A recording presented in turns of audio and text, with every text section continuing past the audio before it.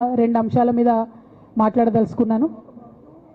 నేను అక్రమ కేసులు పెట్టి నా మీద తిహార్ జైల్లో 5.5 నెలల పాటు ఉండి బయటికి వచ్చిన తర్వాత నవంబర్ 23వ తారీఖు 2024 నుండి నేను ప్రజాక్షేత్రంలోకి వచ్చి అనేక కార్యక్రమాలు చేయడం జరిగింది.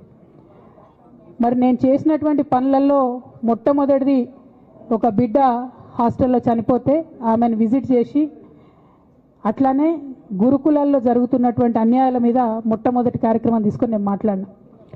ఆ తర్వాత బీసీలకు జరుగుతున్నటువంటి అన్యాయం, కాంగ్రెస్ పార్టీ మేనిఫెస్టోలో ఇచ్చినటువంటి 42% హామీ కోసము పెద్ద ఎత్తున నేను పనిచేయడం జరిగింది. అట్లానే మహిళలకు 2500 ఇవ్వాలని చెప్పి పోస్ట్ కార్డు ఉద్యమాన్ని నేను చేపట్టడం జరిగింది. పెద్దవాళ్లకు పెన్షన్లు పెంచాలని నేను ఉద్యమాలు చేయడం జరిగింది. తెలంగాణ తల్లి స్వరూపాన్ని మారిస్తే అట్లెట్లా మారుస్తారని రౌండ్ టేబుల్ సమావేశం పెట్టినాం. బనకచర్లు అక్కడ కడుతున్నారంటే దాని మీద రౌండ్ టేబుల్ సమావేశం పెట్టినాం. ఓవరాల్గా తెలంగాణ ప్రాజెక్టులు, అందుబాటులో ఉన్నటువంటి నీళ్లు, వీటన్నిటి మీద కూడా రౌండ్ టేబుల్ పెట్టినాం. భద్రాచలం దగ్గర 5 గ్రామాలు ముంపు సమస్య ఉంది, ఎవరు పట్టించుకుంటలేరంటే వాళ్ళని పిలిపించుకొని రౌండ్ టేబుల్ సమావేశం పెట్టి ప్రభుత్వం మీద ఒత్తిడి తీసుకొచ్చే కార్యక్రమం చేసినాం. ముఖ్యమంత్రి గారి సొంత జిల్లా మహబూబ్ నగర్లో భూ నిర్వాసితులకు అన్యాయం జరుగుతుందంటే నారాయణపేట నియోజకవర్గం వెళ్ళి వాళ్లకు మద్దతుగా మేము నిలబడి రావడం జరిగింది. అట్లానే 47 నియోజకవర్గాలలో బీఆర్ఎస్ కండువా బాజాప్తా కప్పుకొని, గులాబీ కండువా బాజాప్తా కప్పుకొని ఎక్కడికి పోతే అక్కడ రావుల్ చంద్రశేఖర్ రెడ్డి గారిని రిక్వెస్ట్ చేసి భవన్ నుంచి అక్కడ ఉండేటటువంటి బీఆర్ఎస్ నాయకులకు అఫీషియల్ కమ్యూనికేషన్ చేపించి ప్రతి ఒక్క బీఆర్ఎస్ నాయకులకు, కార్యకర్తలకు మాట్లాడి ఆయా పర్యటనలకు వెళ్ళినప్పుడు అందరినీ కలుపుకొని బాజాప్తా గులాబీ కండువా వేసుకొని 47 నియోజకవర్గాలు నవంబర్ 23, 2024 నుండి ఈ రోజు వరకు నేను పర్యటన చేసి అనేక ప్రజా సమస్యల మీద మాట్లాడడం జరిగింది.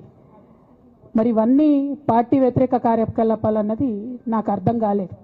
ఎట్లా వ్యతిరేక కార్యకలాపాలు అవుతాయన్నది కూడా ఒక్కసారి పార్టీ పెద్దలు పునరాలోచించుకోవాలని చెప్పి నేను రిక్వెస్ట్ చేస్తూ ఉన్నాను. అదేవిధంగా మరి బీసీల కోసం నేను పోరాటం చేస్తుంటే అట్లెట్లా మాట్లాడుతుంది, ఇట్లెట్లా మాట్లాడుతుంది, పార్టీకి వ్యతిరేకంగా మాట్లాడుతుంది.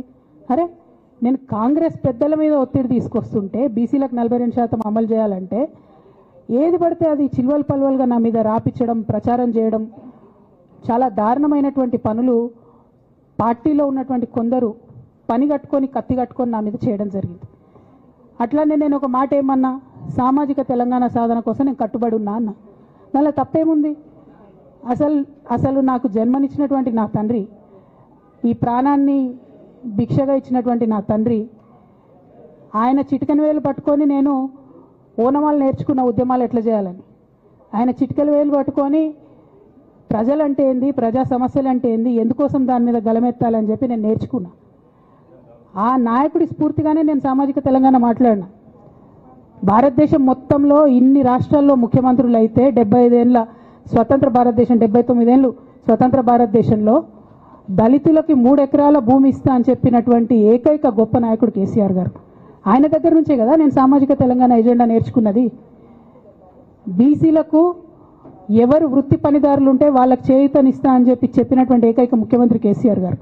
చెప్పినట్టుగా డబ్బులు ఇచ్చిండు కూడా, ప్రతి కులాన్ని కాపాడుకునే ప్రయత్నం చేసిండు. అది కాదా సామాజిక తెలంగాణ?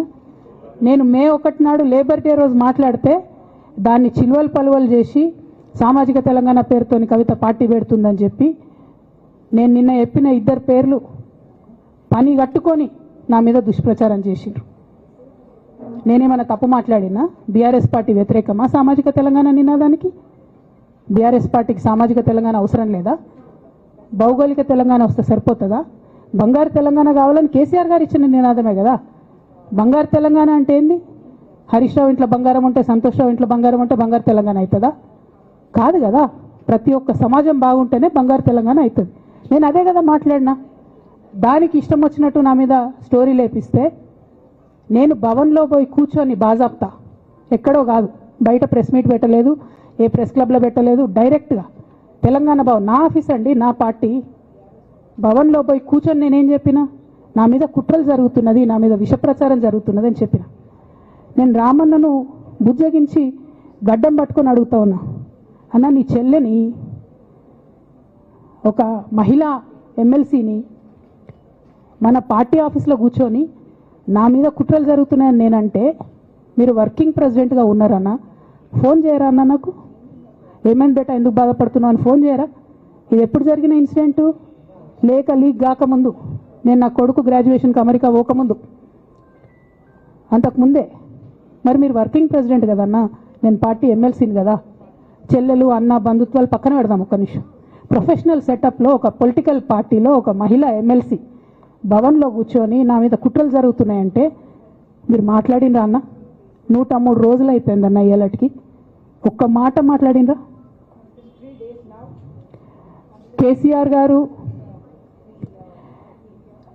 దగ్గర నుంచి కమ్యూనికేషన్ రావాలని నేను ఎక్స్పెక్ట్ చేయలే వారు పెద్దవారు వారికి అనేకమైన పనులు ఉంటాయి మొత్తం పార్టీని ఇప్పుడు పునర్నిర్మించుకోవాల్సిన అవసరం ఉంది తెలంగాణకు జరుగుతున్నటువంటి అన్యాయాన్ని వారు ఎప్పటికప్పుడు దిశానిర్దేశం చేయాల్సిన అవసరం ఉంది కానీ వర్కింగ్ ప్రెసిడెంట్ గారి దగ్గర నుంచి ఫోన్ రాకపోవడం మాత్రం ఒక మాట అనిపించింది నాకు నేను కేసీఆర్ గారి బిడ్డను నేను కూర్చొని ప్రెస్ మీట్ పెడితేనే రెస్పాన్స్ రాలేదంటే మరి ఇంకో మామూలు మహిళా కార్యకర్తకు బీఆర్ఎస్ పార్టీలో మన అన్యాయం జరిగితే రెస్పాన్స్ వస్తుందా నాకైతే అనిపించలేదు వస్తుందేమో నాకు తెలియదు కానీ నేను ఒక మాటకు నాకు సంతోషం అనిపించింది నాకు నోటీస్ రాగానే అక్కడ మహిళా ఎమ్మెల్సీలు కూర్చొని మహిళలందరినీ కూర్చొని ఫస్ట్ టైం అనుకుంటా భవన్లో 5 మహిళలు కూర్చొని ఇండిపెండెంట్గా ప్రెస్ మీట్ మాట్లాడింది చాలా సంతోషం ఇటువంటి అంతర్గత ప్రజాస్వామ్యం రావాలనే నేను కోరుకున్నా మహిళలకు ఎస్సీలకు ఎస్టీలకు బహుజనులకు కోటరీల అడ్డంకులు లేకుండా యాక్సెస్ రావాలి అది మైక్కి యాక్సెస్ రావాలి బాస్కి యాక్సెస్ రావాలనే నేను అనుకున్నా అది జరిగింది చాలా సంతోషం నన్ను సస్పెండ్ చేసినాక అయినా పర్లేదు కానీ జరిగింది నిన్న మహిళలందరూ కూర్చొని మాట్లాడి నేనేమంటున్నా అంటే కేసీఆర్ గారు కేటీఆర్ గారు నేను మా కుటుంబం మాది రక్త సంబంధం పదవులు పోతేనో పార్టీలకు వెళ్ళి సస్పెండ్ చేస్తేనో పోయేటటువంటి బంధం కాదు కానీ ఎవరైతే వెస్టెడ్ ఇంట్రెస్ట్ ఉన్న పార్టీలు ఉంటారో పార్టీలో ఉండి కేవలం డబ్బు సంపాదించుకోవాలనేటటువంటి ఒక ఆలోచనతో వ్యక్తిగత లబ్ధి పొందాలనేటటువంటి ఆలోచనతో ఉన్నటువంటి వ్యక్తులు వాళ్ళకి కావాల్సింది ఏంది మేము ముగ్గురం కలిసి ఉండొద్దు మా కుటుంబం బాగుండొద్దు మా కుటుంబం విచ్ఛిన్నమైతేనే వాళ్ళకి అధికారం వస్తుంది దాంట్లో భాగంగా ఇవాళ మొదటి స్టెప్ నన్ను బయటేసిరు పార్టీలకు వెళ్ళి అది ఇక్కడితో ఆగదు నేను గౌరవనీయులు పెద్దలు దైవ సమానులు కేసీఆర్ గారిని విజ్ఞప్తి చేస్తా ఉన్నా మీకు ఒక సూచన చేస్తా ఉన్నా దయచేసి మీ చుట్టూ ఏం జరుగుతున్నదో ఒకసారి చూసుకోండి నాన్న నన్ను ఇవాళ బయటకు పంపొచ్చు